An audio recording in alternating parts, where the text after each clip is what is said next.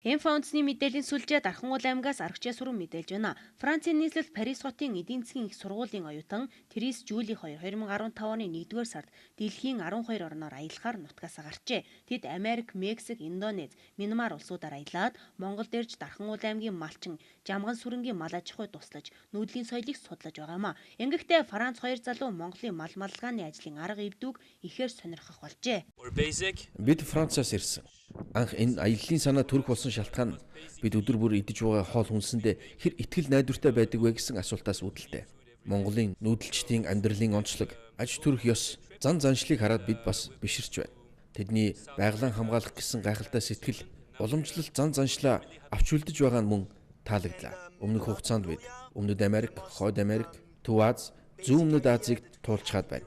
Монголоос яваад үүний дараагаар бид Африк твийг зорих болно. Францын оюутнууд дэлхийн төв бүрийн мал аж ахуйг газар тариалангийн үйлдвэрлэлийн онцлогтой танилцсан өөрсдөө оролцсон хийж үзэхээс гадна хөдөө нутгийн янз бүрийн үндэстэн хүмүүсийн хоол ундны төрөл ялгааг судлан нэрсийн жагсаалтыг гаргасан байна. Европын орнуудын хүн амын хоол хүнсний эрүүл ахуй, баталгаат байдал нь байгалийн гаралтай цэвэр байдлаа алдаж байгаа учраас орон уламжлалт хоол унд нь тэдний сонирхлыг ихээр татжээ. Эхлээл одоо өглөө осоод орой болтол ямар л ажил хийн тэр болгоныг л тэгэл хийн. Тэгэл өөрийн гэсэн тийм мэдэхгүйтэй болсон мал аж ахуйн бүтээгдэхүүнээр юу хийх вэ? Цагаан эдээгээрээ юу хийж гэн, яаж гэн гэдгийг чи маш сонирхол. Тэгэл дорн сурна ерөөсөө. Айгүй их амархан сурдаг юм байна лээ. Тэгэл яг өөрийнхөө хэлээр ярина л да.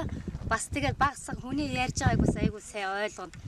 Бас монгол хэлээр ярина бас. Тэд бүрээ сонгож авсан 2-3 улсуудаар аялаж хөдөө нутгийн хүмүүс нь хоолундаа хэрхэн бэлтгэж байгааг нь нүдээр үзэж танилцсан, мал амьтны гаралтай болон газар дургуулж хурааж авсан хүнсний бүтээгдэхүүний найрлах шинж чанарын судалгааг мөн хийж байна.